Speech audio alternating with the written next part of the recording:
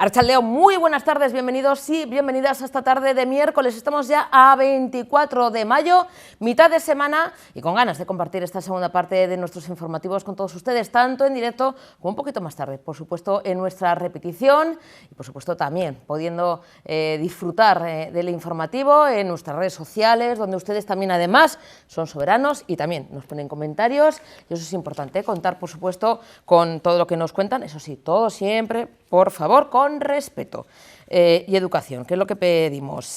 Antes de pues acercarnos a la actualidad política, ayer nos quedaban temas pendientes.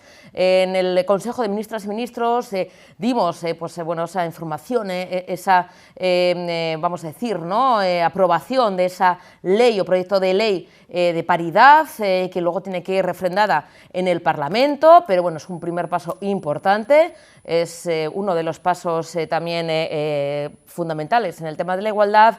Hablábamos también de esa aportación en sobre todo atención primaria y salud mental, que ayer también se aprobó, poder destinar cantidades importantes en cuanto a los presupuestos aprobados en el Consejo de Ministras y Ministros para apostar por esa atención primaria, esa mejora también de la salud mental, pero nos queda pendiente algún que otro temita. Pero antes, vamos con los titulares de la jornada. Ya saben, y lo hemos contado aquí, la huelga de las trabajadoras de las diferentes residencias de Vizcaya, que pedían esa mejora, sobre todo actualización de su convenio.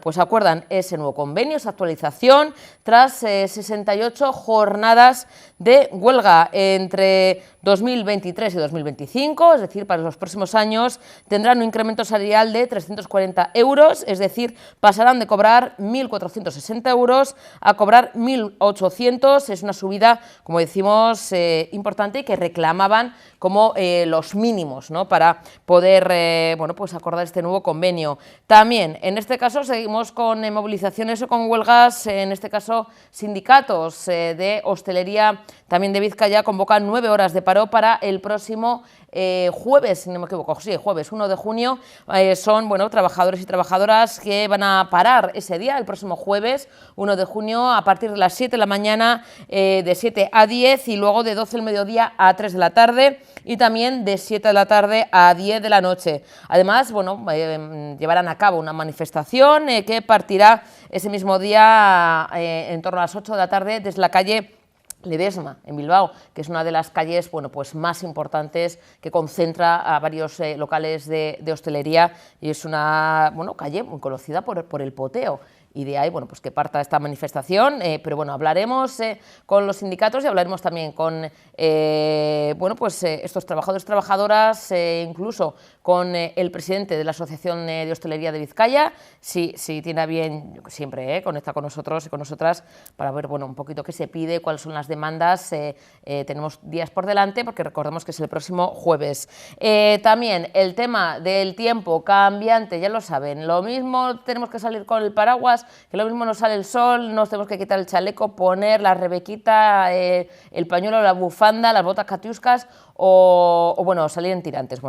En este caso sí que un tiempo, ya esto no es de me pongo una chaqueta o me cojo el paraguas, sino que está conllevando problemas importantes. La DANA, que mantiene en alerta en la zona, sobre todo del Mediterráneo, por importantes lluvias, en este caso incluso en la zona como Cartagena, con inundaciones, con problemas importantes, y en este caso no es la primera vez que en estas zonas llueve, como se suele decir, sobre mojado, porque llueve un poco, pero cuando llueve, llueve con ganas, y quizá por no tener las infraestructuras, por no estar preparados para esas lluvias, que se concentran muchos litros en pocas horas, hace que incluso centros hospitalarios, casas y demás estén inundadas, anegadas por las lluvias. Incluso una zona en Ontillente, en Alicante, ya dicen los oriundos y oriundas que hacía 100 años que no llovía tanto en este mes de mayo. Como se dice, si en marzo mallea, en mayo Pombarcea, pues bueno, pues sí, estamos viendo como ahora mismo casi a las puertas del verano, pues bueno, estamos sufriendo estos fenómenos tan drásticos. Hablando también de temas, se acercan las elecciones este domingo, 28 de mayo, y bueno, pues en Melilla en concreto, bueno, pues hay esa revolución porque claro, el tema del compro de votos ha detenido al consejero del gobierno de Melilla en una operación contra la compra de votos, un escándalo que, bueno, salpica a este consejero. Hay también varios detenidos, entre ellos, como decimos, un consejero de coalición por Melilla. Ha quedado, eso sí, en libertad con cargos. La policía ha registrado varios locales y domicilios y nos descartan nuevas detenciones.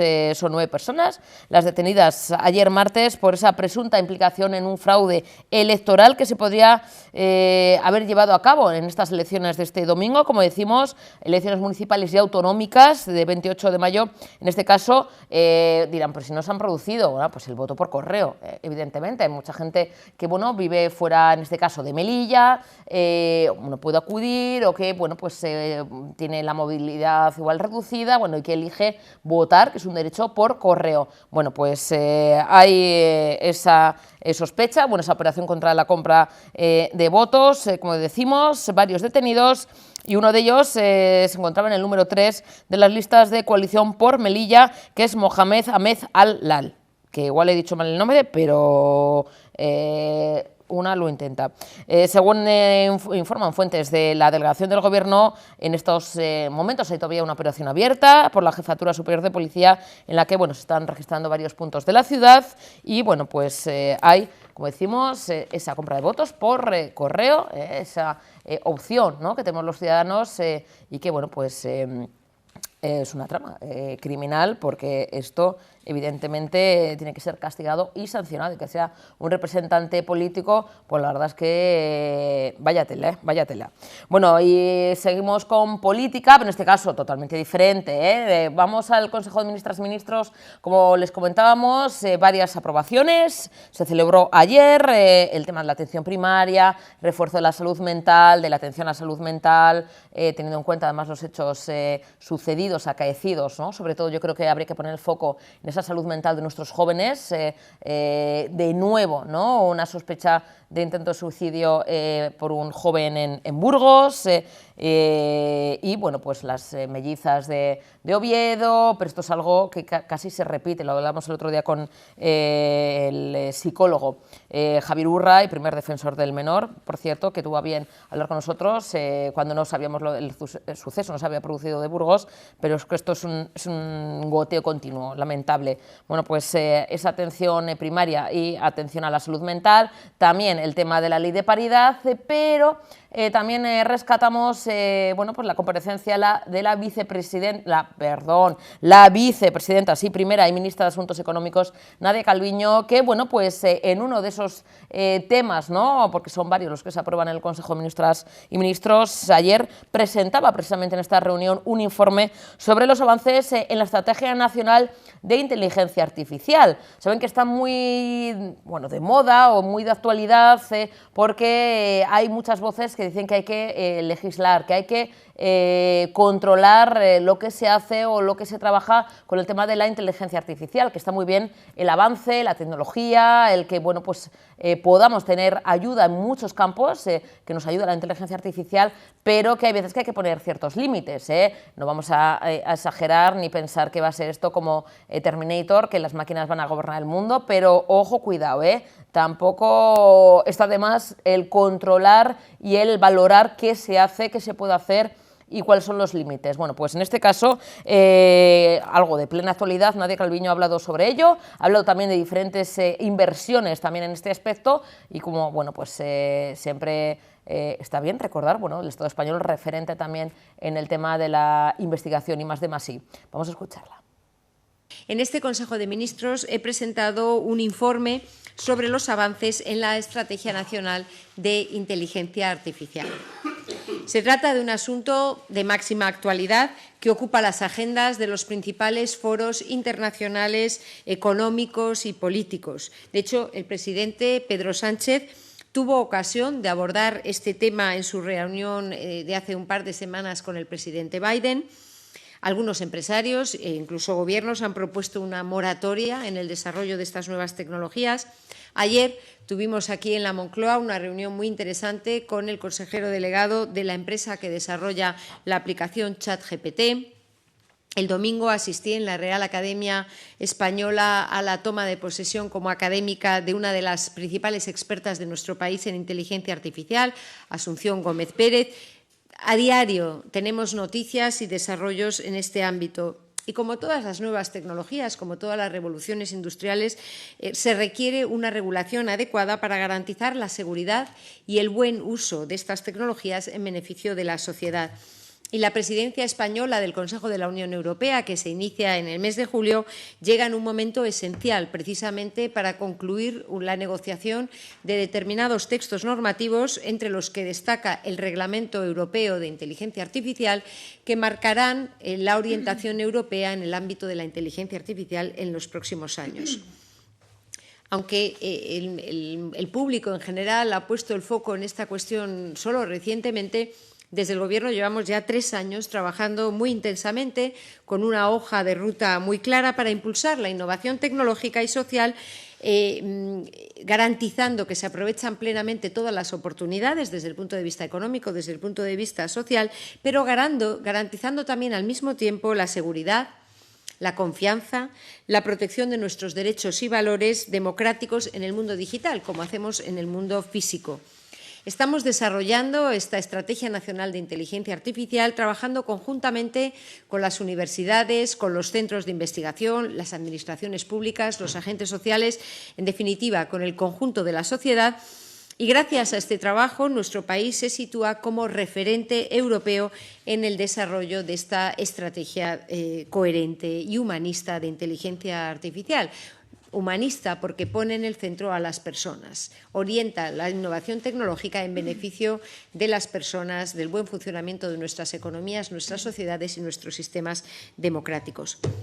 Esta Estrategia Nacional de Inteligencia Artificial cuenta con una dotación inicial de 600 millones de euros de los fondos europeos Next Generation. Y gracias a estos recursos hemos puesto en marcha importantes proyectos que están convirtiendo a nuestro país en un polo de impulso y de atracción de inversión y talento a nivel internacional. En concreto, hemos puesto ya en marcha el programa de misiones de investigación y desarrollo en inteligencia artificial, con unas ayudas de 50 millones de euros que están financiando los proyectos de 5 consorcios con más de 75 entidades participantes, que trabajan para desarrollar la investigación, la I+D, en el ámbito de la aportación de la inteligencia artificial en áreas estratégicas como la salud, la energía o la agricultura.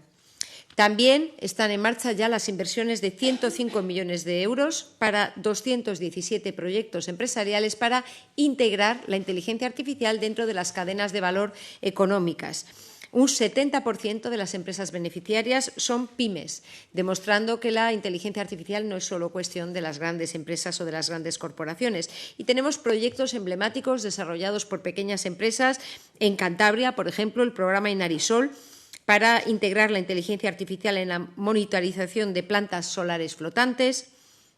El proyecto Scout, en Andalucía, para desarrollar un sistema móvil autónomo de mejora de la gestión del olivar.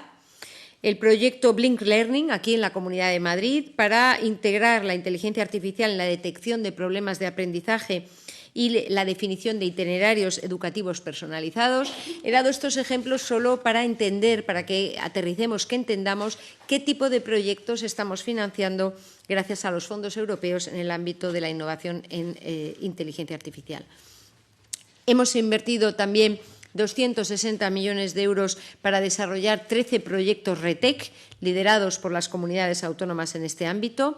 Se ha lanzado la convocatoria de 18 cátedras Universidad-Empresa para justamente desarrollar la innovación, la investigación científica y la transmisión de esta innovación en el ámbito empresarial.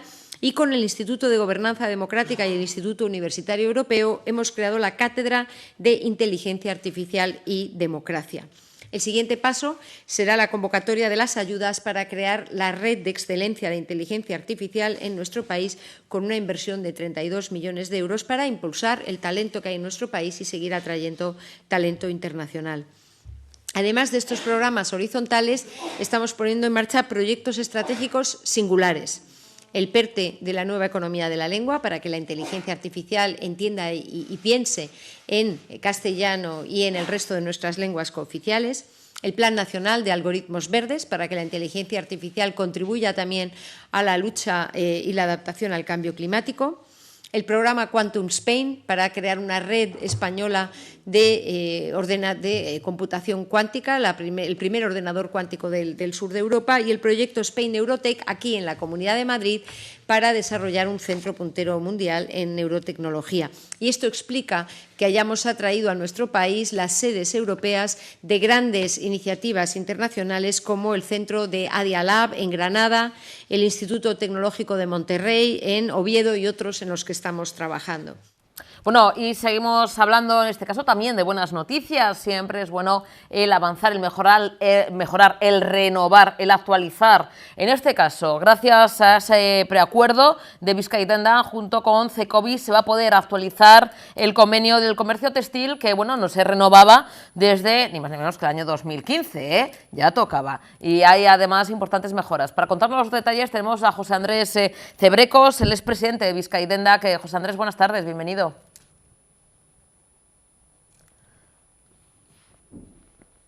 José Andrés, no te oímos, te vemos maravillosamente bien, pero no te oímos. Igual está silenciado el micro. José Andrés, ¿tú nos oyes bien? Perfectamente. Ahora sí. ¿Ahora me oís? Ahora sí, vale, ahora te pues, oímos. La reacción, Susana. José. Buenas tardes. Buenas tardes, Arratsaldeon, José. Comentábamos, siempre es un placer, por supuesto, el verte y el escucharte. Y José, es importante ese preacuerdo entre Vizcaya y Denda y Cecovi como patronales, ¿no?, fundamentales en el comercio textil, junto con algunos de los principales centrales sindicales como el ALAB, Comisiones Obreras y UGT, después de, José, bastantes reuniones, ¿no? Ha sido la negociación, vamos a decir, ¿no?, hasta ya culminar este preacuerdo, con varios encuentros, ¿no?, que ha habido durante estos meses. Sí, buenas tardes. Primeramente decir que efectivamente es un placer firmar un acuerdo después de tantas reuniones y ver sobre todo que se llegan a acuerdos vía el diálogo, ¿vale? Entonces, evidentemente ha sido muy largo porque eso, como bien dice, está firmado en 2015, han sido más de 45 mesas en el Consejo de Relaciones Laborales, o sea, 45 reuniones entre sindicatos y patronales, ¿vale? Y es un placer, lo primero, decir que este es un convenio que viene firmado después de unos convenios dudosos que se firmaron en su día. El primer convenio que firmó, que fue para nosotros un placer, firmar el primer convenio textil con Vizcaya y Denda, que luego fue denunciado, pero evidentemente después de ese trabajo hemos llegado a un acuerdo y un entente con la otra patronal, punto uno, y segundo después con el resto de los de trabajadores. José, me imagino que como suele pasar, ¿no?, en estos casos, estas negociaciones, en esos encuentros, ¿no?, que ha habido en esas varias mesas, más de 45 o más de 40 reuniones, había puntos un poquito, entre comillas, de fricción, que luego se llega a ese entente cordial, como comentas, a ese acuerdo que ahora vamos a comentar, pero en un principio, sobre todo las primeras reuniones, pues son de toma de contacto, pero también de la de yo de aquí no me muevo, yo de aquí tampoco. Imagino que había X puntos, José, de fricción, ¿no?, de que no había, porque por eso ha habido más reuniones, ¿no? Sí, evidentemente la demora de este acuerdo ha sido que las primeras reuniones, las peticiones por mediación de los representantes de los trabajadores eran inasumibles por el comercio y más como estaba.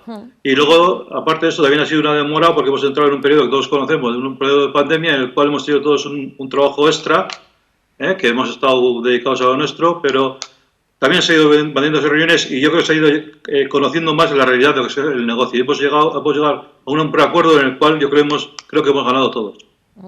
José, ¿cuáles son las claves de ese acuerdo? Ese preacuerdo, como decimos, actualizando un convenio que no se revisaba desde el 2015, o sea que ya tocaba, ya es importante también ya por el hecho, ¿no?, de todo el tiempo que ha pasado y todo lo que ha evolucionado y ha cambiado también el comercio, la situación, una pandemia de por medio, pero ¿cuáles son las principales patas, las principales líneas de este acuerdo, José? Las principales líneas de acuerdo son la primera de todas, es que son un acuerdo que está firmado, un preacuerdo que está firmado porque vuelvo a recordar que es un preacuerdo, el convenio en sí se firma el día 21 de junio, ¿vale?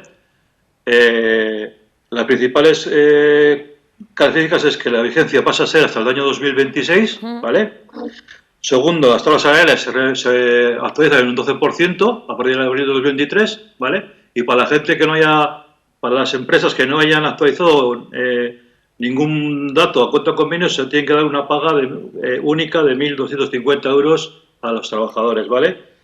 Luego otra cosa que también es novedosa es que a petición de los trabajadores ha entrado por fin la famosa venta en Internet, pero con empresas de más de 150 trabajadores y con aquellas que la venta por Internet sea más de un 10% de su facturación. Que se da ese Dime. plus para, bueno, pues ese plus de venta por Internet, porque hasta ahora, como comentas, José, es esa novedad para empresas de más de 150 personas y que, bueno, su venta por Internet supere el 10%. Antes no había, ¿no?, ese plus, ahora mismo sí se reconoce también el esfuerzo, ¿no?, de lo que conlleva el poder ofrecer productos por Internet, que esto no se vende solo, o sea, tienes que poner el mostruario, recoger las peticiones, el tema de envíos, toda la logística, evidentemente, y hay ese plus que ya se reconoce en este convenio, ¿no, José? Sí, está recogido, además está recogido en cantidades a partir del año en pagos únicos, unos 1.000 euros para el 2024, 1.040 para el 25 y 1.100 o por ahí a 1.026 o algo así. El tema, José, de la jornada laboral también, que esto es otro punto, ¿no?, importante, que ahí yo creo que lo hemos comentado en otras ocasiones. La gente dice, bueno, pues que claro, ¿y por qué el comercio? Si la hostelería sí que abre los domingos, ¿por qué para aquí, para aquí, para allá y lo demás allá? Claro, las jornadas no pueden ser interminables, es decir, hay que establecer una jornada laboral y en este caso también se establece, ¿no?, en este convenio. Sí, se establece una jornada laboral de un número de horas, el cual solamente son reducidas en las actuales, pasan de ser las actuales se reducen 8 horas, 4 del 2024 y 4 del 2025. Pero bueno. José, ¿satisfechos con este acuerdo, con este acuerdo, que bueno, se va a ratificar el próximo 21 de junio? Se solventan, ¿no?, esos puntos que quedaban un poquito pendientes, como por ejemplo el tema de la venta de Internet, el tema de la jornada y demás. ¿Satisfechos desde Bizkaidenda con este acuerdo, preacuerdo? A ver, Bizkaidenda siempre procura llegar a acuerdos y desde luego siempre que se firma un preacuerdo o un acuerdo es motivo de satisfacción, ¿vale? Esto ocurre como las elecciones. El próximo 28 tenemos elecciones y cuando llegan las elecciones dice todo el mundo gana. ¿Sabes? Que cuando incluso que tiene una derrota popular dice están contentos porque han ganado, ¿no? Hombre, sí, hay cosas mejorables, pero al final lo que en un principio eran unas condiciones que eran inadmisibles, pues han llegado a base de reuniones y de entenderlo a unas condiciones totalmente asumibles por los empresarios y yo creo que buenas para los trabajadores. La situación, José, ahora mismo nos estamos recuperando en el comercio textil poco a poco después de ese mazazo terrible de la pandemia que nos sacudió a todos los sectores, pero el comercio fue uno de los también más perjudicados, como también por supuesto la hostelería, que duda cabe, pero en el tema del comercio vemos un poquito ya esa luz al final del túnel, esos brotes verdes, José, o todavía está costando. Desgraciadamente no. Así como ya lo sabíamos en su momento, que cuando la pandemia iba a pasar, que iba a hacer factura para todos, sabíamos que la hostelería iba a recuperar mucho más rápido el comercio, y el comercio, de hecho, los que han caído no van a recuperar. Está muy difícil. Encima, concretamente, estamos hablando del comercio textil, en todo lo que se ha generado con relación con el tiempo climático, sí, y estamos teniendo una primavera contraria a los intereses de los vendedores. Entonces, pues es triste, pero el comercio no se está recuperando y la verdad es que encima lo auguramos un futuro durito. José, pues esperemos que todo esto cambie, pero claro, tú comentas, hay mucha gente que se está quedando en el camino, bueno, que ha tenido que echar el cierre, ¿no? Bajar la persiana y bueno, y a saber si va a poder volver a abrir o se tiene que reinventar, porque la situación es complicada. Hay veces que todo esto no podemos decir, bueno, igual quizá más adelante, no, pero es que hay gente que ha cerrado su negocio y bueno, a saber, ¿no?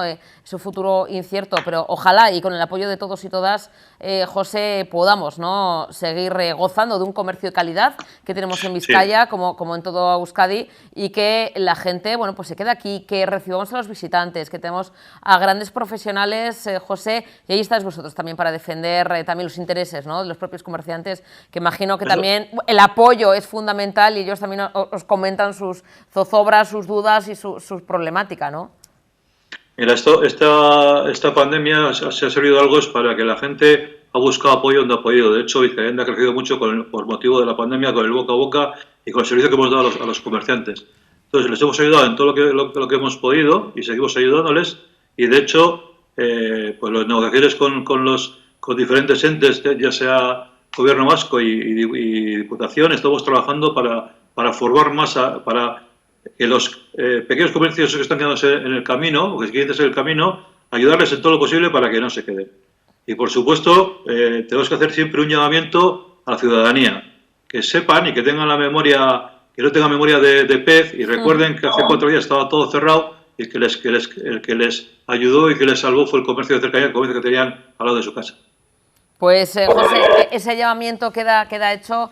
Sabéis que contáis con nuestro apoyo, todo lo que podamos hacer como canal de información, pues nos tenéis aquí para lo que necesitéis.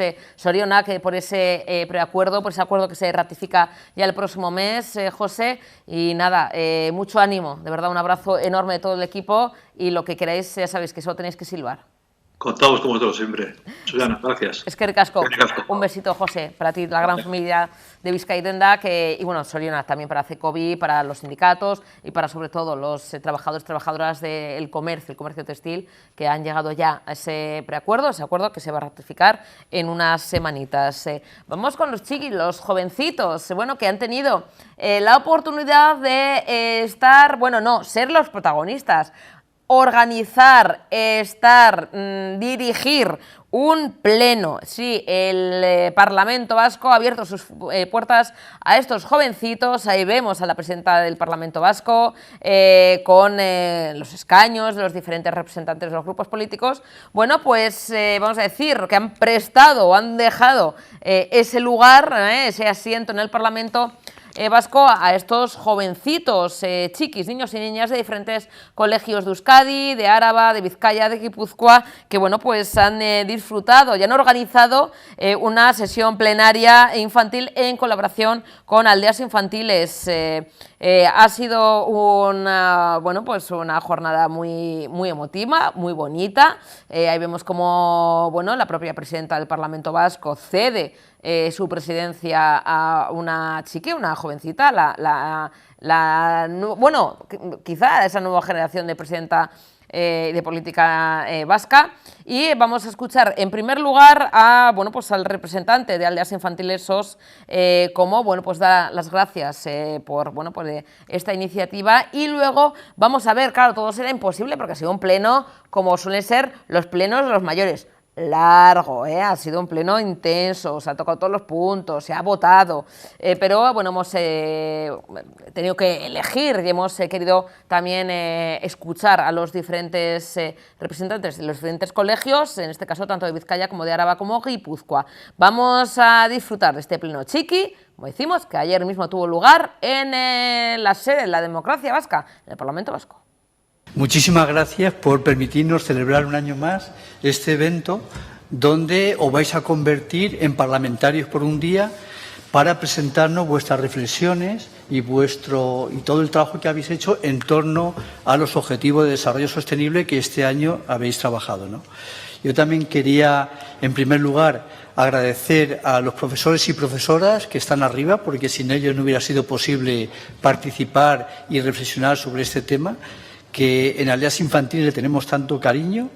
Es un programa de educación en valores que ya cumple 25 años y 13 años que está en este Parlamento, donde han participado cientos de niños y niñas como vosotros, algunos ya ya son pues 13 años más que vosotros, ¿no?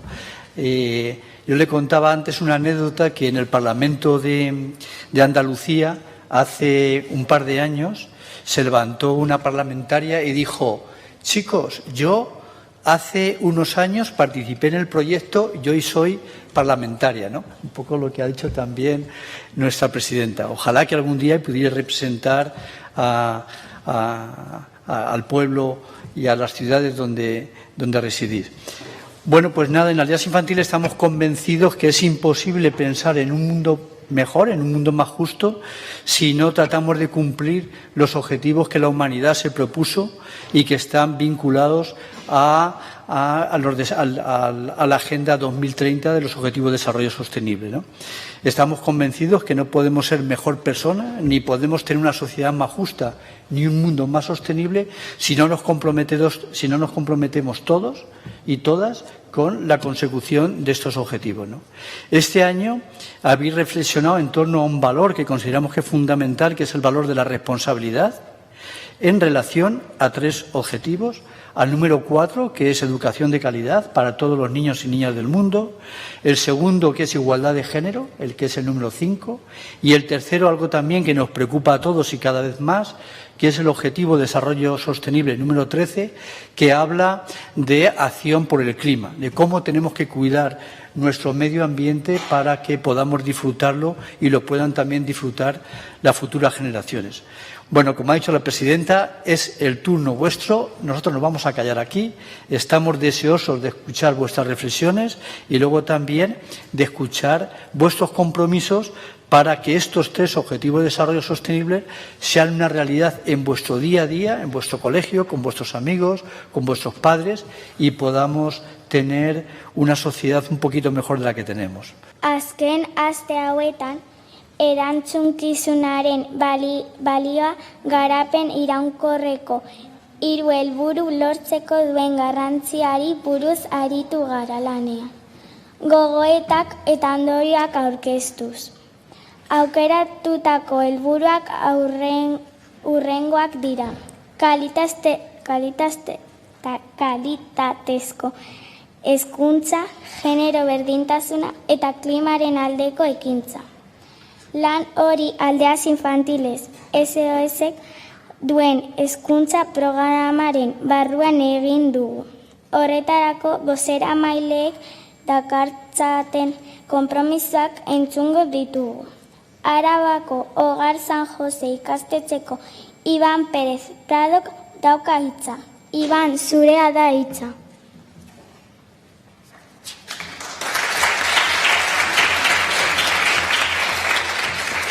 Kaixo lagunok, zer moduz, zein esperientzia itzela dugun gaurkoa. Eusko Legebiltzarrean egotea eta gure iritzia entzuna izatea oso garrantzitsua da. Umeok ere gizartearen parte garrantzitsua gara, eta etxean eta eskolan jasotzen dugun heziketari esker gauza asko dakizkigu. Ondorioz gure proposamenak gizarteari aurrera egiten lagundu dezakete. Gizartea aurrera doa etengabe, baina bidean. Gauza asko gaizki egin dira eta hauek aldatu egin behar dira. Denon konpromesua da, ez bakar gobernuena edo helduena, umeena ere bai. Ez du denak balio, ez gara bakarra. Natura eta pertsonen arteko bizikidetza ezinbestekoa da. Argi izan behar dugu jasangarriagoak, toleranteagoak izan behar garela. Alde batera utzi bakoitzaren premiak eta guztion artean planeta hobeago bat eraiki behar dugu. 11 aldiz entzun dugu baloreak hitza. Hain zaila da hauek ardatz hartuta gure bizitza egitea? Gu maestra Isabel Gallego Gorriko ikaslea gara, eta gaur egun hain garrantzitsuak diren eta jendeari arduratzen zaizkien 3 gai hauetaz hitz egitera gatoz. Genero berdintasuna, klima aldaketak eta hezkuntza. Genero berdintasuna, emakumeak eta gizonak eskubide eta aukera berdinak izaten duen helburua da. Bi generoen arteko desberdintasuna hori lortzeko urratsak eman arren oraindik esparru askotan lan egin behar da. Horren adibidea da kirolen soldatzean dagoen desberdintasuna. Gizonek emakumeak baino askoz gutxiago kobratzen dute lan berdina egiteagatik. Mende honetako ingurumeko erronka nagusia klima aldaketa da, eta hau saihesteko gure ohiturak aldatu behar ditugu. Ekoizpenean, kontsumoan, elikaduran, mugitzeko eta bidaiatzeko eran eta garraietan. Bestela poloak desagertuko dira. Itsas maila gora egingo du eta ondorioz hiri asko desagertuko dira. Guztia lortzeko eta gizartea eta pertsonak gero eta hobeak izan ahal izateko beharrezkoa da kalitateko eta doako hezkuntza mundu guztiarentzat. Hau bermatzeko baliabide ekonomiko eta pertsonal gehiago jarri behar dira. Gu bai gara herriaren etorkizuna. Eskerrik asko, Naroa.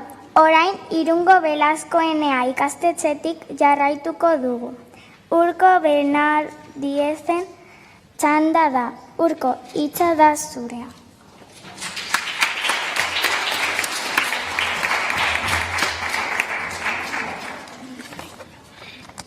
Egunon guztioi, ni Urko Bernal naiz. Belazkoenea ikastetxeko 6. mailako ikaslea. Belazkoenea ikastetxean dugun aniztasuna ikaragarria da. 24 herrialdetako ikasleak gaude, kultura, hizkuntza, erlijio eta kolore guztietakoak. Baina Belazkoenean denok eskubide berberak ditugu. Halaber, bertako ikasleak saiatzen dira denoi kalitatezko irakaskuntza eskaintzen. Berdintasunean ezten gaituzte gatazkak modu dialogikoan bideratzen ditugu. Bizikidetza positiboa bultzatuz eta eskolako erabakiak hartzeko hainbat bide eta gune ditugu. Etorkizunean herritar arduratsuak eta kritikoak izan gaitezen laguntzen digute Belazkoenean.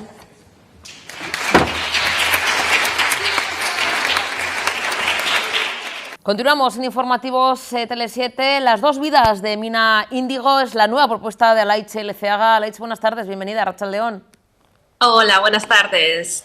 Bueno, Alaitz, tenemos aquí ya el bebé recién salido del horno, una novela donde, Alaitz, encontramos muchos ingredientes, muchos componentes, como una buena receta, ¿no? Porque decimos, ya se metió en su día en el horno, ya ha salido, ya la tenemos con nosotros, con nosotras, pero ha habido mucho proceso, mucho trabajo, mucho mimo, mucha cocina. Alaitz, hay varios temas importantes en una novela negra, por definirla de alguna manera, pero va mucho más allá, ¿no? Porque va desde lo místico hacia el thriller, novela negra, con crímenes, pero también hay amor, ¿no, Alaitz?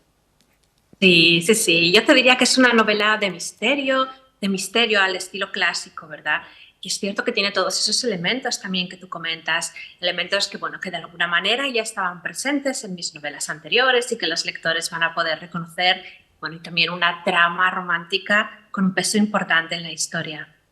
Alaitz, ¿cómo llega esta historia a tus manos? Porque estamos hablando de uno de los personajes principales, o el principal, que es Mina, que es la medium más importante. Pues hablamos de lo místico, ¿no? Del tema del espiritismo, ¿no? Del más allá, pero es una de las medium más importantes, una Barcelona de finales del siglo XIX. O sea, es una época diferente, que quizá nos es lejana, pero a la vez estos temas traspasan el tiempo y traspasan también los lugares y los escenarios. ¿Por qué elegir, ¿no? a Mina en un escenario como es esa Barcelona de finales del siglo XIX?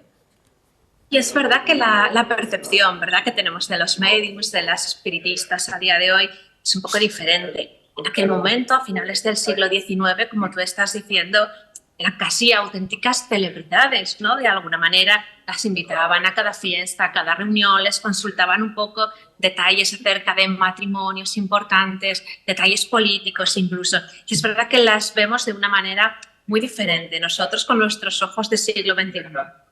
Alaitz, es una pregunta que me imagino que estarás ya cansada de responder a todos los periodistas en estos encuentros, ¿no? En esta promoción que acaba de ser hace muy poquito, pero ya nos tiene ya, vamos, pegados a cada una de las páginas de tu novela.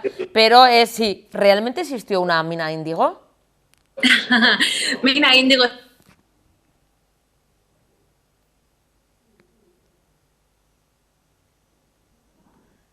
Ahí que nos hemos quedado, ¡ay, madre mía!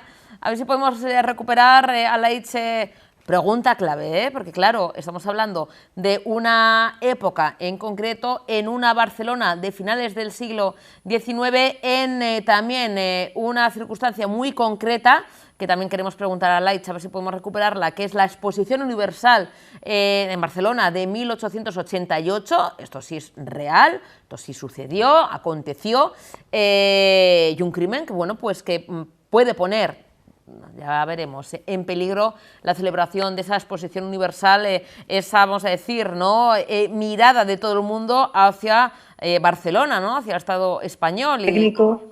Ay, ahora te escuchamos, Alaitz. Te preguntaba, sí, que es algo que me imagino que sea muy recurrente también, ¿no?, y te hemos preguntado casi todos, es si realmente ha existido o parecido, o es real, o basado en un hecho real, o un personaje real, perdón, Mina Índigo, en este caso. Sí, es verdad, ¿no? Como en todas mis novelas comentaba que siempre hay un poquito de realidad. A mí me gusta mucho, le doy mucha importancia a todo el proceso de documentación. Y es verdad que, aunque Mina Índigo es un personaje 100% de ficción, sí que me gusta un poco, bueno, pues esa realidad, esos nombres de esas mediums tan famosas, y me gusta que sean los lectores los que las vayan encontrando un poquito a través de la novela.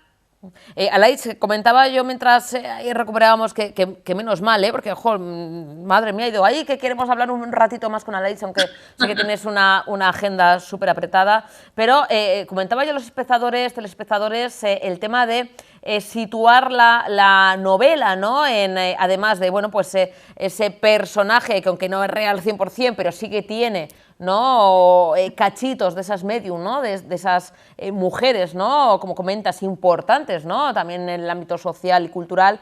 El tema de la exposición, de la Expo Universal de 1888, eso es real, es un hecho histórico. ¿Por qué situarlo en ese enclave, en ese momento que puede peligrar o no? No sabemos, porque intentar resolver, ¿no?, Mina, y ahora hablamos del otro protagonista, este patólogo británico, puede que peligre, ¿no?, la celebración de la Expo, pero esto es algo también muy concreto, Alaitz. ¿Por qué una exposición universal que quizá mucha gente diga, uy, pues yo no lo sabía? Pues sí, en 1888, sin ir más lejos. ¿Por qué en este momento concreto y en este lugar en concreto? Sí, es verdad que en Barcelona en ese año se celebra una gran exposición universal, estamos hablando de 1888, y es verdad que de alguna manera esa exposición marca ese cambio, ese principio de Barcelona como esa gran ciudad europea que se mira un poco en las grandes ciudades al estilo de Londres o de Viena. Y es verdad que ese choque entre la modernidad y de alguna manera lo que ya existía crea un contexto histórico muy rico y muy especial para una novela ambientada realmente en esta época, ¿no?, para una novela con este tipo de características. Y entonces me traía muchísimo a hablar de este momento histórico tan único y a la vez tan desconocido también de nuestra propia historia. Hay mucho misterio, ya de por sí, ¿no?, la propia protagonista, ¿no?, está envuelta en ese halo místico, ¿no?, y misterioso, pero hay más personajes. Va a ir bien acompañada, Alaitz, de un personaje quizá un poco diferente a lo que nos podemos pensar que puede ser un acompañante de Mina Índigo, ¿no? Sí, totalmente. Es verdad que Mina es, de alguna manera, la pasión, la intuición, ¿verdad? Ella representa esa forma un poco más mística de comprender la vida, pero ayudándola a resolver ese crimen que va a paralizar la ciudad está el doctor Ellis. Ellis es un patólogo británico recién llegado a la ciudad y él es realmente un hombre de ciencia. Él es uno de esos hombres modernos que marcan un poco el principio del siglo XX. Es verdad que su manera tan diferente de entender la vida y de entender el mundo al principio va a chocar por completo con la forma de Mina, pero es verdad que al cabo de un tiempo, bueno, pues van a ir consiguiendo trabajar juntos e incluso, bueno, pues empezar a mantener una relación romántica mucho más cercana de lo que podíamos pensar al principio de la historia. Fíjate, lo de los extremos se atraen es una máxima y una realidad, ¿no? Porque vemos que de dos mundos tan diferentes, tan opuestos, Alaitz se consigue llegar a un entendimiento y, bueno, a respetarse e incluso amarse, como veremos en el desarrollo de la novela, porque, como decimos, hay muchos temas, una novela atrayente que ya está cautivando a los lectores. Acaba de salir hace muy poquito Alaitz, pero ¿cómo están siendo esas primeras sensaciones? ¿Qué te está llegando desde los lectores y lectoras y desde también, bueno, los compañeros, los medios de comunicación? Sí, es verdad, primero que tenía muchísimas ganas, ¿no?, de regresar al panorama literario después de 2 años de parón.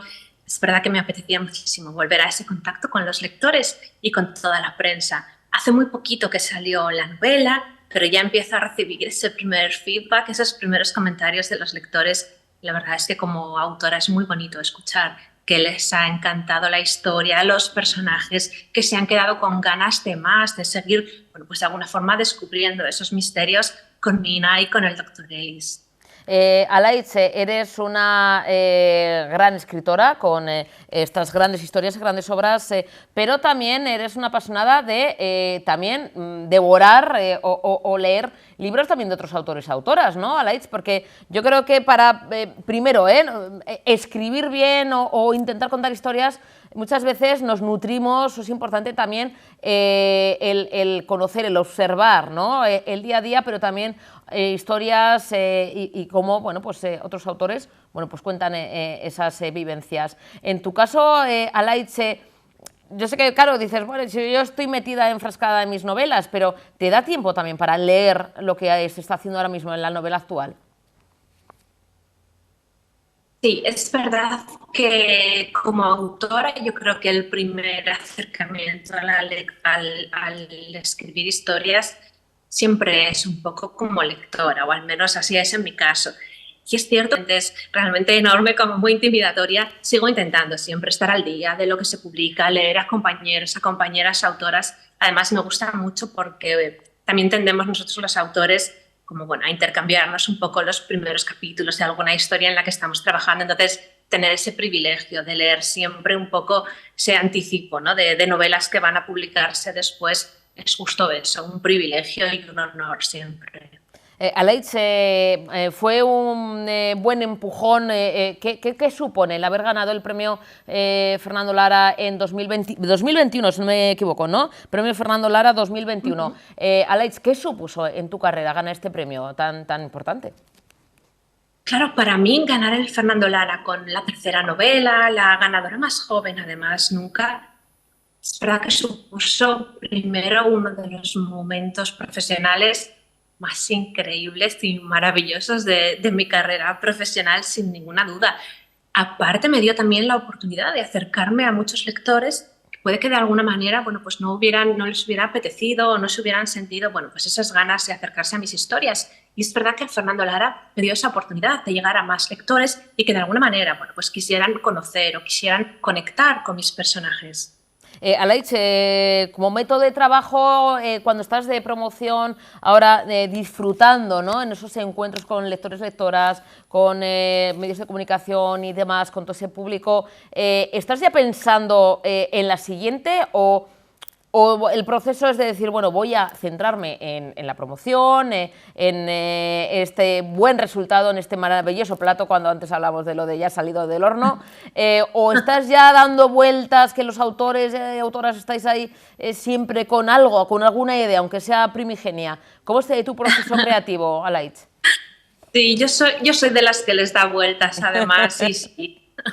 Ya estás calentando el horno entonces, ¿no?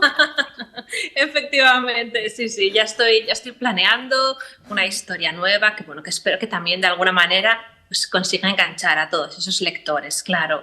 ¿Te gusta que sea algo totalmente diferente, Alaitz? Siempre, evidentemente, con tu impronta, con tu sello, ¿no? Que ahí está también la identidad, ¿no?, de un escritor y escritora, pero dices, bueno, ahora me apetece cambiar de registro, me apetece hablar de otras cosas, en ese yo sé que es intentar sacarte mucho, porque como decimos, el horno todavía está a baja temperatura, pero ahí está, encendido. Va a ser algo totalmente diferente, Alaitz, así por sacarte y ponerte un poquito así entre la espalda y la pared. Es verdad que, por ejemplo, muchos lectores, a pesar de que lleva poquito tiempo la novela en la calle, muchos lectores ya me han manifestado lo muchísimo que les gustaría volver a encontrarse con Mina y con el Dr. Ellis y volver a ese universo, a esa Barcelona misteriosa y bueno, caminar con ellos de la mano otra vez resolviendo un misterio nuevo. Entonces, bueno, para mí siempre va a depender de los lectores. No me gustaría sentir que de alguna forma, bueno, pues les aburro yo o que les aburren mis historias, ¿no? Para mí siempre lo importante, tanto si estamos hablando, bueno, pues de profundizar más en el universo de Mina Índigo y del Dr. Ellis como de una nueva historia, siempre es fundamental para mí darles más a los lectores, más sorpresas, más giros. Entonces, siempre es eso lo que tengo en mente cuando trabajo en una nueva historia.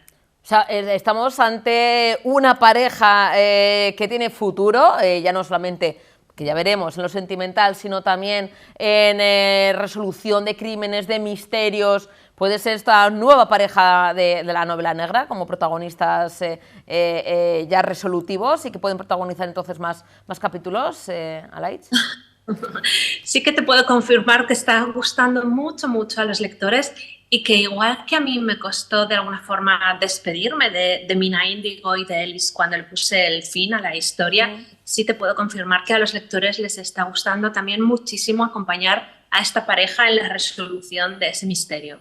Bueno, podremos decir, salvando totalmente las distancias, que el señor Ellis es como el Dr. Watson y Mina con muchísimo talento como Sherlock Holmes, ¿no? Que también el señor Holmes tenía también, hay veces, dotes un poco así como... Era un poco místico también, ¿no? Depende también cómo lo interpretemos. Así que podremos ver una pareja renovada de resolviendo crímenes y misterios. Pues Alaitz, enhorabuena, Sorionak, por esta novela tan redonda, tan bonita. Gracias por, como siempre, esa cercanía y por hacer un huequito en tu agenda para estar con Tele7. Un besito enorme. Oye, un placer, gracias. Un besito, cariño. Gracias, Alaitz. Adiós. De verdad. Nos vamos de nuevo al mundo político. Nos vamos al Consejo de Gobierno Vasco. Se celebraba ayer. Estaba presente en solitario el portavoz del Gobierno Vasco, Bingen Zupiria, y uno de los temas era, bueno, pues la aprobación, dando luz verde al convenio que va a posibilitar la reforma y ampliación del Teatro Principal de Vitoria-Gasteiz, el Teatro Principal Antxokia de Vitoria, con una inversión de 12 millones de euros. Aprobado, como decimos, ese convenio de colaboración con la Diputación Foral de Álava y el Ayuntamiento de Vitoria-Gasteiz para la ejecución de esta reforma, como decimos, ampliación de este Teatro Principal de la Antxokia de la capital alavesa. El presupuesto, como decimos, 12 millones de euros y, bueno, pues está previsto que se lleve a cabo esta ampliación en el periodo de entre este año 2023 y el año 2026. Va a posibilitar este convenio modernizar el teatro para dotar a la ciudad de mayores posibilidades escénicas y convertirlo además en un lugar más seguro, accesible y cómodo. El Gobierno ha aprobado firmar un convenio con la Diputación Foral de Álava y el Ayuntamiento de Vitoria para acometer la reforma y ampliación del Teatro Principal de la capital principal Antxokia de la capital alavesa. El coste previsto en estas obras de ampliación y rehabilitación es de 12 millones de euros que se ejecutarán a partir de este mismo año y hasta el año 2026. Con ello se logrará modernizar el teatro y dotar a la ciudad de mayores posibilidades escénicas y, sobre todo, intervenir en factores que tienen que ver con la seguridad, la accesibilidad y la comodidad del espacio interior del teatro principal. El Gobierno asume la financiación del 40% de las obras de rehabilitación del Principal. La Diputación Foral de Álava asumirá otro 30%, igual que el Ayuntamiento de Vitoria-Gasteiz. Y será el Ayuntamiento de nuestra capital la institución que se encargará de licitar el proyecto y de asumir la dirección y ejecución de las obras. Bueno, y continuamos con más información, más actualidad. En este caso vamos a escuchar al consejero de Turismo, Comercio y Consumo del Gobierno vasco, Javier Hurtado, que ayer mismo mantenía varios encuentros en la Comisión Europea y en el Parlamento Europeo con los responsables de la propuesta de reglamento del Parlamento Europeo y del Consejo sobre la recogida e intercambio de datos relativos a alquileres de corta duración.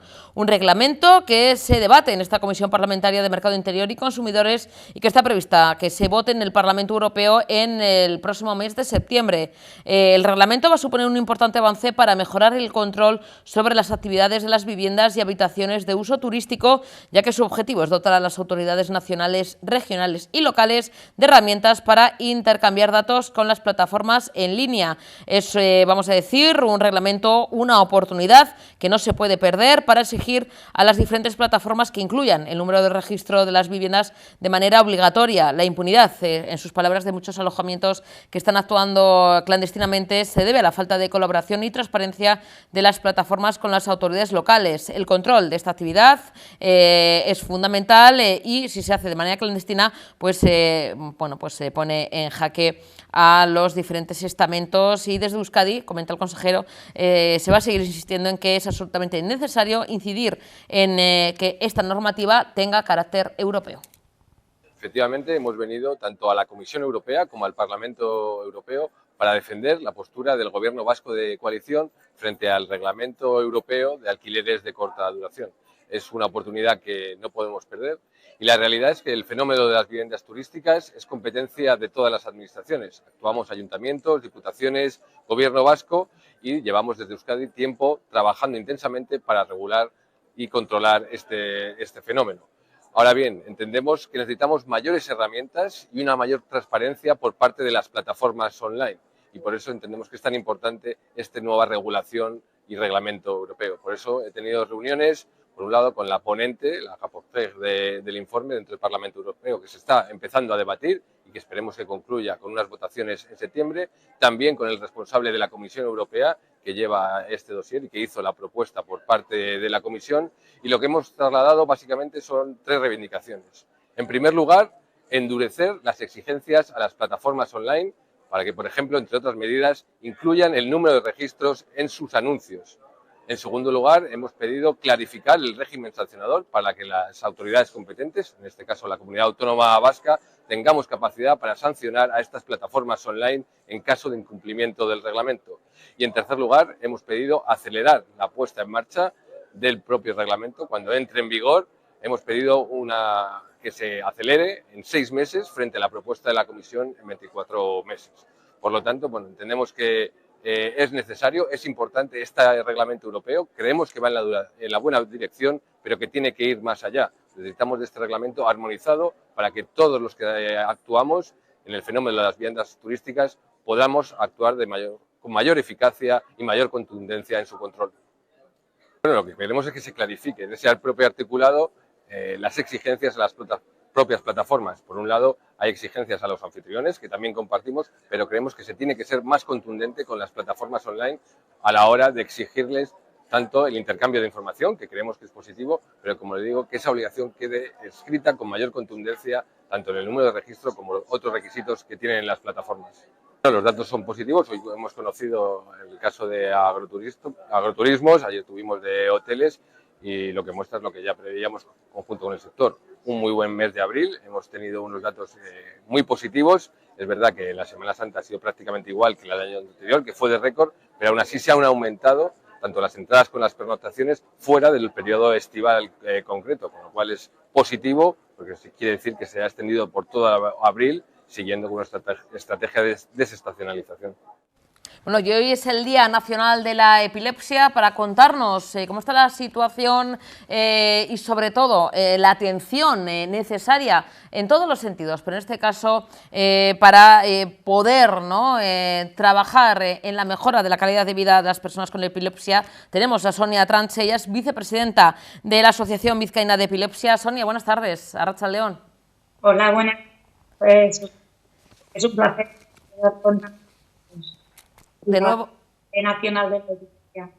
De nuevo un gustazo, Sonia, verte siempre, además, bueno, pues estando en contacto con amigos, ¿no?, del programa y amigas, y en este caso, en este día, un día para la bueno, información y la reivindicación, porque Sonia, bueno, pues, oye, ojalá podría ser un día que también puede ser festivo, pero sobre todo es reivindicativo, Sonia, porque ahora mismo, como estamos viendo como nuestro sistema vasco de salud, que era un auténtico referente a nivel no solamente nacional, sino yo diría ya, echando un poquito ya, porque somos vascos y vascas, a nivel internacional, pues está viendo cómo hay carencias, hay necesidad de mejoras. La pandemia no ha ayudado, pero es que no se ha solucionado, y eso que la pandemia, bueno, pues aunque siga dando coletazos, pues la hemos dejado atrás, y hay cosas, fracturas del sistema que vemos que siempre las padecen lo mismo, las personas que tienen algún tipo de patología o de enfermedad o necesidad.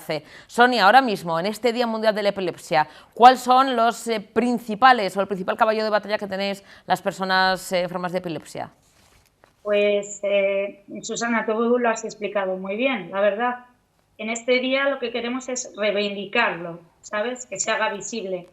Y las carencias, lo has explicado también muy bien, que por parte de Osakidetza, que creíamos que teníamos en el País Vasco, por decirlo de alguna manera, la joya de la corona, ¿sabes? Y el sistema en estos momentos de Osakidetza se está cayendo. Se está cayendo totalmente en la atención a los pacientes, a los tratamientos recibidos. Tenemos mucha carencia por parte de Osakidetza. Entendemos que somos muchas las personas que padecemos epilepsia, pero no hay profesionales, entonces el sistema se satura, y con ello conlleva que no podamos tener una atención como nos merecemos. Entonces reivindicamos que tengan más medios en médicos y en investigación, evidentemente. Sí, porque, Sonia, todo comienza como comienza, ¿no? Todas las enfermedades con el diagnóstico, ¿no? Ese diagnóstico precoz necesario para poder, ¿no?, tener un tratamiento, para poder tener un seguimiento, para poder tener esa calidad de vida, para poder tener, evidentemente, y trabajar en esa investigación. Y en el tema del diagnóstico, Sonia, por conocer un poquito más, ¿no?, como vicepresidenta de la asociación, me imagino que esto no entiende de edades, porque es más, alguien que padece epilepsia puede ser alguien muy jovencito, puede ser un niño o niña, o alguien que se manifieste la enfermedad quizá a edad más temprana o no se haya diagnosticado y se le quizá, ¿no?, reproduce a una edad más tardía.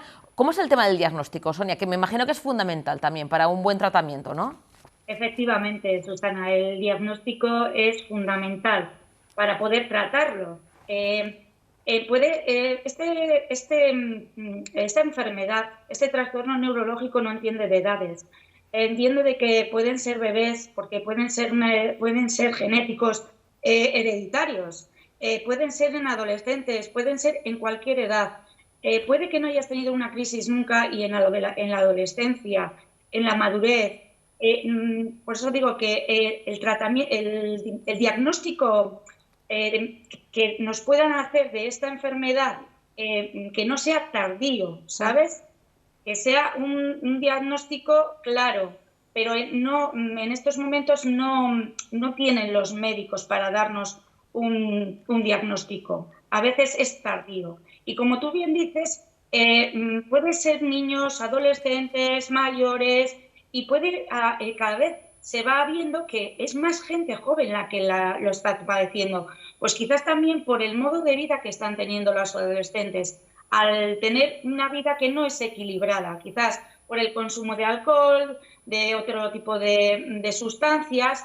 Entonces nosotros decimos a nuestros jóvenes que se cuiden porque pueden tenerlo, pueden tener una crisis y no volver, y luego pueden desarrollarla, pues por muchos factores. Y los estudiantes por falta de descanso, es que hay un montón de factores que desconoce la gente, y queremos decirles todos esos. Nos gustaría decir, bueno, un montón, tendríamos, bueno, para un programa entero, pero bueno, sobre todo decir a los jóvenes que se cuiden y decir a los médicos que nos den un diagnóstico para que ellos puedan tratar qué tipo de epilepsia tienen en los niños, adolescentes, en los adultos. Entonces es lo que reivindicamos. Y bueno, y en educación también, Susana, porque las PTs para los niños que tienen problemas, que tengan un diferente currículum, ¿sabes? Que estudien de diferente manera. Entonces, también reivindicamos que les pongan más apoyos. Y eso es lo que estamos a día de hoy reivindicando.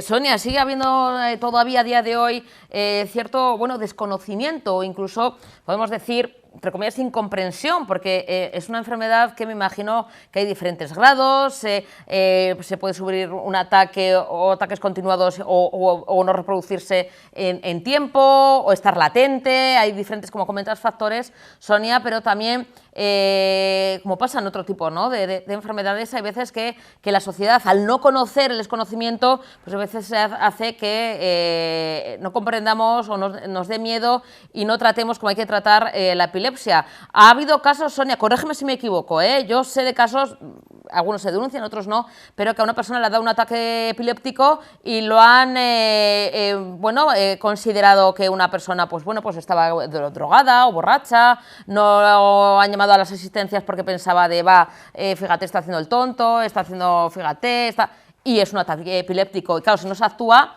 puede provocar daños graves e irreversibles. ¿No, Sonia? ¿Es así? ¿Os ha pasado, os consta, ¿no?, la asociación, que hay casos, ¿no?, esperemos que sean los menos, pero sí que hay casos de, al no conocer, ¿no?, es una enfermedad un tanto también desconocida o incomprendida, pensamos que una persona está, no sé, haciendo la broma o quizá está borracha o drogada y está sufriendo un ataque epiléptico? Pues Susana, lo has explicado de verdad estupendamente. Mira, por desgracia, lo que tú dices, una persona, un adolescente, por ejemplo, cuando le ven tirado en el suelo, lo primero que piensan cuando está teniendo un ataque epiléptico es ¿qué se habrá tomado? Sin pensar en que realmente es una persona que padece epilepsia. Y lo primero que dicen, ¿qué se habrá tomado? ¿Qué ha estado de fiesta?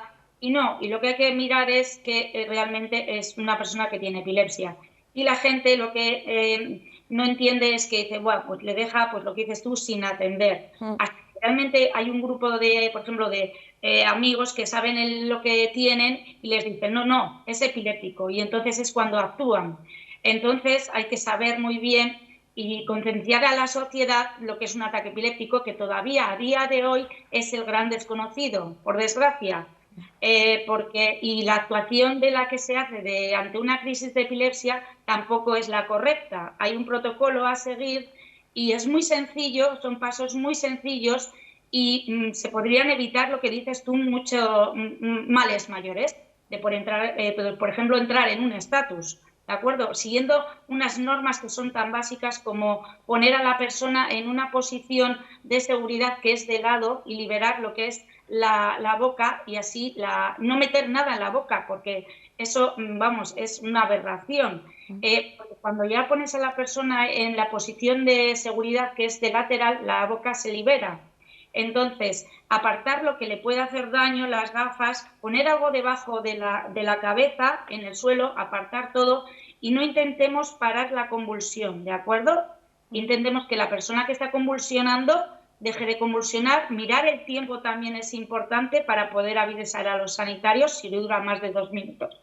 Y es eso, un protocolo muy sencillo, tener la cabeza fría, porque si tenemos la cabeza fría podremos actuar bien ante una crisis de epilepsia. Generalmente, si se actúa bien, la persona va a recuperar, se va a levantar y a lo mejor no es necesario ni llamar a los sanitarios ni llevar al hospital. Sí, perdona, Sonia. Sí, decir que exactamente es verdad que, mira, la epilepsia, todos tenemos la epilepsia para todos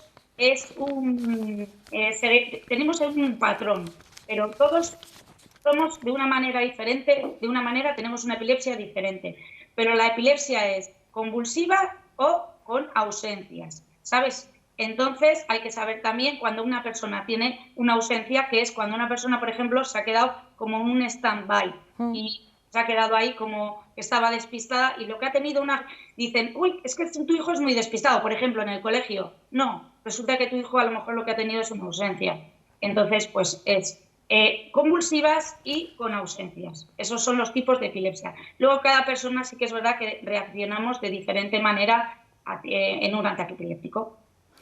Sonia, pues la información, el trabajo en conjunto por parte de, por supuesto, Osakidetza, asociaciones que lo dais todo ayudando a las personas con epilepsia y a sus familiares, sociedad, todos debemos de remar en la misma dirección para precisamente reivindicar, mejorar, comprender y sobre todo apoyar a las personas que sufren epilepsia, como decimos, a sus familiares, a su entorno. Como comentas, hay veces que estas personas van acompañadas, vais acompañados, pero otras veces, oye, no, porque tenéis un día a día normal, pero por favor, que las personas que no juzguen, que en ese momento luego ya se verá, pues bueno, si tiene otro tipo de problema o si ha pasado, como decimos, con otro, pero por favor, que no se juzgue desde el primer momento, porque yo tengo que decir que me consta de un caso, un conocido cercano, que pensaban que estaba borracho, que se había tomado, como comentas, ¿no?, pastillas y demás, y ahora mismo está en estado vegetativo porque no se le atendió como se le debía atender, y bueno, y está en el hospital de Gorliz.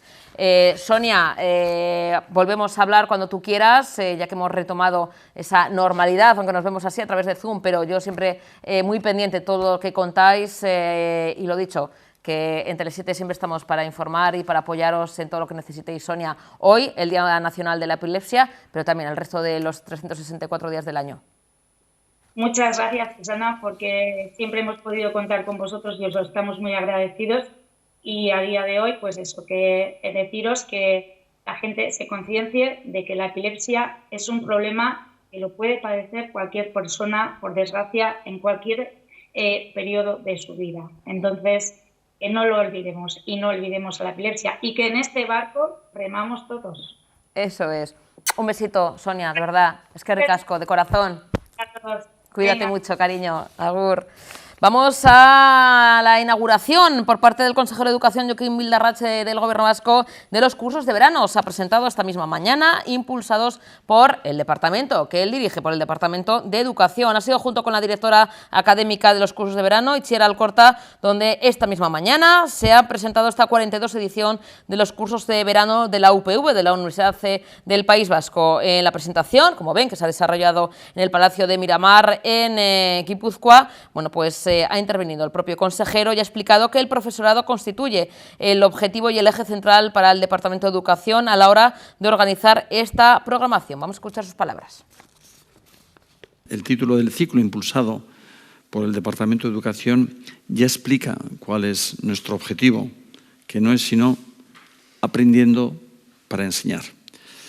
Queremos aportar a nuestro profesorado, ofrecerles un ciclo con una temática diversa, variada y que dé respuesta a las inquietudes, a los debates y a las reflexiones que existen y tienen que existir en torno a la educación. Son todos asuntos estrechamente vinculados con debates y reflexiones que conviven en los entornos educativos y que se viven día a día. Y queremos participar en esa reflexión y acompañar al docente, al profesorado que desea enriquecer ese conocimiento, precisamente, como decía, en beneficio de nuestro alumnado. Bueno, Euskadi preside estos días en Cardiff, en Gales, la Asamblea de la Comisión Arco-Atlántica, la primera que se celebra en Reino Unido tras el conocido como Brexit, la salida de Reino Unido de la Comunidad Europea. En el encuentro se ha dado un impulso definitivo a la macrorregión atlántica y se han concretado sus prioridades y también el modelo de gobernanza. Vamos a escuchar los detalles. Acabamos de concluir la reunión de la Asamblea General de la Comisión Arco-Atlántico en Cardiff. Entre los asuntos tratados destaca uno de gran calado. Hemos reiterado nuestra apuesta en favor de la configuración de una macrorregión atlántica y hemos concretado también sus prioridades temáticas y modelo de gobernanza.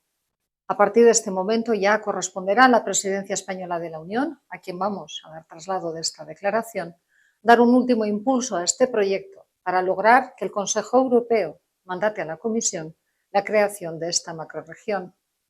Contar con la macrorregión es fundamental para que los intereses del Atlántico formen parte de la agenda de Bruselas. La macrorregión nos permitirá abordar desde una perspectiva estratégica los retos que tenemos por delante. Retos marítimos sí, pero también vinculados al territorio, a nuestro bienestar, retos climáticos, digitales, sociales. Y podremos hacerlo con un modelo de gobernanza en el que los gobiernos, como el nuestro, participemos directamente en la toma de decisión. Este es un proyecto clave para garantizar el bienestar de la ciudadanía atlántica. Acabamos de concluir la reunión de la Asamblea General de la Comisión Arco-Atlántico en Cardiff. Entre los asuntos tratados destaca uno de gran calado. Hemos reiterado nuestra apuesta en favor de la configuración de una macrorregión atlántica y hemos concretado también sus prioridades temáticas y modelo de gobernanza. A partir de este momento ya corresponderá a la Presidencia Española de la Unión, a quien vamos a dar traslado de esta declaración, dar un último impulso a este proyecto para lograr que el Consejo Europeo mandate a la Comisión la creación de esta macrorregión. Contar con la macrorregión es fundamental para que los intereses del Atlántico formen parte de la agenda de Bruselas. Bueno, y tenemos al otro lado a Íñigo Merino. Íñigo, buenas tardes, bienvenido. ¿Qué tal? ¿Cómo estamos? Bueno, Íñigo, un saludo, un besito. Ay, qué pena no tenerte aquí tan cerquita, pero bueno, nos vamos a conformar por esta vez, presentando, Íñigo, segundo álbum de estudio, ¿no? Tal vez mañana. Cuéntanos, Íñigo, porque es un recorrido vital, es decir, tiene mucho de ti, como se suele decir. Sí, o sea, yo creo que en general todos intentamos eso, ¿no? Que cada vez que sacamos un disco nuevo o cualquier canción, intenten reflejar al 100% lo que somos en ese momento. Aunque pues se tarde mucho entre que escribes el tema y se publique, y lo más probable es que ya no te sientas de esa manera, pues justo en este momento todo lo que escribí en ese disco se refleja al 100%. Así que nada, estoy muy contento de todo lo que está pasando con el disco y de estar presentándolo en un montonazo de ciudades de España. Íñigo, ¿has comenzado ya en la gira de presentación de este segundo trabajo de Tal vez Mañana? Has arrancado ya, ¿no? Hace unas semanas. Sí, empezamos en Madrid y hemos hecho unos cuantos conciertos ya que la verdad es que han sido maravillosos. Este fin de semana vamos a Sevilla y nos quedan todavía muchas fechas. Bueno, algunas de esas fechas además con una entrada, vamos, no hay más, sold out, ¿no, Íñigo? Sí, sobre todo en Madrid siempre es una alegría tremenda porque, bueno, en fin, fue el sitio donde más o menos empezó a crecer el proyecto y donde hay muchos amigos que siempre pues apoyan lo que hago, y en Madrid siempre se agotan entradas, que es un gusto tremendo. Y luego en el resto de ciudades, la verdad es que en muchas muy bien, en otras regular, pero bueno, esto es lo que hay, tampoco pasa nada, o sea, no pasa nada. Parece que ahora hay mucho miedo de decir, oye, voy a, qué sé yo, Valladolid y he vendido 15 entradas, pues no pasa nada, ya está, es la primera vez que vas, pues asúmelo, la siguiente vendrá más gente. Y Íñigo, ¿y se disfruta tanto más? Es decir, ¿se pone también todo el arte y todo el amor actuando para 15 personas que para 600? Es decir, esas 15 personas, sean 15, sean 14, sean Claro. 10, oye, han comprado la entrada, quieren verte, quieren disfrutarte, y oye, eso también para un artista, bueno, pues oye, es algo diferente, pero también bonito, ¿no? Como esas personas, oye, pues van a verte, ¿no? Y les miras casi a los ojos. Pero, o sea, lo que pienso es que el que ha comprado la entrada para ir a verte en la ciudad que sea, que ha ido muy poquita gente, y el que ha ido a verte en Madrid se merece lo mismo. O sea, al final comprar una entrada me parece una muestra de confianza tremenda. Que siempre lo digo, pero hay gente que igual se gasta 15 euros en una entrada para un concierto tuyo y se quita de tomarse una cerveza con sus amigos cuando sale de trabajar o de cenar por ahí un fin de semana o cualquier cosa. Y me parece que el hecho de comprar una entrada es de agradecer. Entonces, damos absolutamente todo. Haya 2 personas, 15 o 1000. Íñigo, en este segundo trabajo, bueno, pues ya toda una declaración de intenciones ya consolidado como artista, como compositor, pero en ese proceso, ¿no? Ese salto de componer, ¿no? Para ti mismo, quizá en la intimidad, ¿no? Bueno, con tu guitarra, en tu habitación y demás, a dar el salto ya y componer y presentar estos temas, ¿no? Tanto con el primer trabajo como en este segundo, hay una...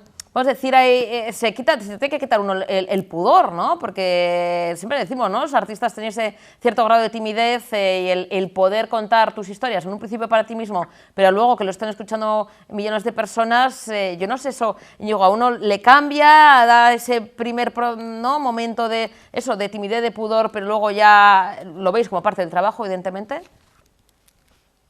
Al final, medio que te acabas acostumbrando, cosa que a mí no me parece especialmente sana, porque creo que una parte de la magia de este trabajo es mantener esos nervios y mantener ese pudor por contar tus cosas, y eso es lo que realmente creo que lo hace especial. Y bueno, en fin, siempre... Al principio cuesta un poco, cuando empiezas a cantar canciones nuevas, cuesta un poco más porque las sientes como más íntimas, pero luego ya empiezan a formar parte del resto de la gente y las sientes menos tuyas y ya no te da nada de pudor y simplemente las disfrutas. Íñigo, ¿qué lugar ocupan para ti las redes sociales? El tema ahora mismo, ¿no? Muchas veces, ¿no?, comentan los artistas, dice, claro, yo presento el disco, pero es que luego me escuchan la mayoría en Spotify. Tienes un montón de seguidores. ¿Qué lugar ocupa, ¿no?, el tema de redes sociales, esta nueva forma de consumir música para ti? Pues me llevo regular, en general, con las redes sociales, no me gustan mucho. Pero bueno, entiendo que son necesarias en términos de promoción y también en términos de comunicación con la gente que cree en los proyectos. Entonces intento estar ahí, aunque no me guste especialmente. Sí, no sé, creo que la mejor red social que existe es ir a un concierto y conocer a los artistas en vivo, ¿sabes? Y que te cuenten las canciones de verdad. No es lo que sale pues en la descripción de Spotify o lo que sale en una nota de prensa que envías para promocionar un single. Creo que la realidad, la verdad está en los conciertos. Entonces entiendo que las redes sociales pues son una manera fenomenal de comunicarse y de promocionarse, pero no me gustan especialmente. Pues fíjate... Desafortunadamente para mi oficina, pero bueno. Pues fíjate, vamos a poder comprobar in situ, de manera real, ¿no?, como se suele decir, face to face, cara a cara, en ese concierto. Bueno, en esa gira te va a llevar por diferentes lugares, bueno, como has comentado, arrancó en abril en Madrid, bueno, pues está en Castellón, en Valencia, Murcia, Sevilla, vas a estar en Valladolid, Barcelona, Zaragoza, Tenerife, Coruña, Vigo, pero me guardo aquí, va a ser el 2 de junio, cuando estés en Bilbao. Íñigo, has estado en otras ocasiones aquí en Terras Vascas, es una buena plaza, aquí somos muy disfrutones, nos gusta consumir de buena música, sobre todo de buenos compositores, cantautores. ¿Cómo se presenta ese concierto en Bilbao del 2 de junio, Íñigo? Estuve el año pasado y la verdad es que lo pasamos súper bien. Hicimos una gira conjunta, Pableña y yo, y la verdad es que vendimos bastantes entradas, cosa que nos sorprendió porque era la primera vez que íbamos los dos. En fin, salió muy bien. Y este año la verdad es que, o sea, con estas giras las entradas van bastante bien también. En fin, muy contento con ese concierto, la verdad. Y se van a encontrar pues a una banda de amigos haciendo lo que más les gusta hacer y divirtiéndose con lo que más les gusta, que es tocar y cantar canciones. Me imagino, Íñigo, por supuesto, presentando el segundo trabajo. Son 8 temas, además compuestos por ti, pero también me imagino que habrá también esa referencia del anterior trabajo, ¿no? Los singles, o sea, porque es algo que también el público me imagino que te pide. Claro, lo bueno de esta gira es que hay gente que viene a los conciertos por ambos discos. Entonces, pues, la gente que viene por el primero, obviamente hay que darles también lo que se merecen y lo que quieran escuchar, ¿no? Y además que también son canciones que, como te he dicho antes, las siento súper mías y que me gusta tocar en directo. Así que sí, los conciertos de esta gira están siendo un recorrido por los 2 discos, casi no nos dejamos ninguna fuera y la verdad es que animo a todo el mundo a venir porque son conciertos súper enérgicos en el que, bueno, pues eso, lo que te he dicho antes, ven a un grupo de amigos pasándoselo súper bien. Íñigo, ya sé que cuesta y siempre pongo un poquito así, ¿no? Esta pregunta que os hacemos casi siempre los periodistas y que es complicado lo de elegir, ¿no? Entre los 8 temas, perdón, esos 9 nuevos temas de Tal vez mañana, Íñigo, pero alguno, no te digo elige en concreto, pero sí que alguno quizá te toque más la fibra, ¿no? Me quedo con 10 vueltas al sol. Ah, o sea, clarísimo. Ya, no pasa nada. Es como, ¿a quién quieres más? ¿A papá o a mamá? Es complicado, pero justo con esta pregunta tengo respuesta. ¿Y por qué, Íñigo? ¿Por qué esa canción? ¿Por qué ese tema? No sé, me parece que surgió tan natural y era una cosa que quería contar desde hace tanto tiempo que le veo... La siento como una canción muy especial. Y me encanta tocarla en directo también. Me gusta mucho. Íñigo, para la gente que no te conoce en el anterior trabajo y que ahora mismo está diciendo, bueno, pues yo voy a comprar Tal vez mañana y también el disco el anterior y voy a estar en el concierto 2 de junio en Bilbao y demás, ¿qué le podríamos decir? Porque cuando hablamos de definir, ¿no?, en un estilo musical, tú la verdad es que tienes amplitud de miras, es decir, no es un estilo en concreto, sino que, bueno, estás en esa experimentación, esa evolución. Y puede ser de pop, podemos ir a la pop rock, indie. ¿Cómo podríamos un poquito acotar, ¿no? O no hay que cerrarse tampoco a un estilo en concreto? Me parece que no hay que cerrarse. O sea, que no. El tema de definir los estilos creo que es una cosa de la industria, como para saber definirnos también de cara al público, ¿no? Y que la gente diga, vale, pues este artista hace pop y el pop se relaciona con una cosa determinada, el indie de otra manera. No me gusta nada definir el estilo de música que hago, también porque no sé hacerlo, pero parece que este disco es como pop indie o una cosa parecida, pues bueno, si quieren llamarlo así, fenomenal. A mí no me gustan todas las cosas que digan del disco, siempre que digan cosas, ¿no? Que hablen bien o mal, pero que todos hablen. Exactamente, y sobre todo esa pasión por la música que desprende tus temas, tus directos, tus conciertos. Íñigo, y yo una última curiosidad, porque pues también soy cotilla por naturaleza, el nombre, ¿no?, de Íñigo es muy de aquí, es muy vasco, no sé de dónde te viene, Íñigo. Pues me viene, fíjate, de una curiosidad familiar. Mis padres querían llamarme Ignacio, pero justo nació antes que yo un primo mío al que llamaron Ignacio, que por cierto es el guitarrista de mi banda, y entonces mis padres dijeron, vale, ¿qué es lo que más se parece a Ignacio y que nos gusta? Y dijeron, pues Íñigo. Por eso me llamo Íñigo, pero... Oye, pues bendita casualidad, maravilloso tu primo, que gracias a él le puso un nombre tan bonito como Íñigo, que también podía ser Iñaki, pero bueno, eso para la próxima reencarnación. Íñigo, igual mi hijo. Íñigo, la verdad es que un auténtico placer, un gustazo. Creo que entras por Foner, ¿no?, por teléfono con José Ignacio Pinto en Radio 7 en un ratito, así que te vamos a seguir escuchando y disfrutando.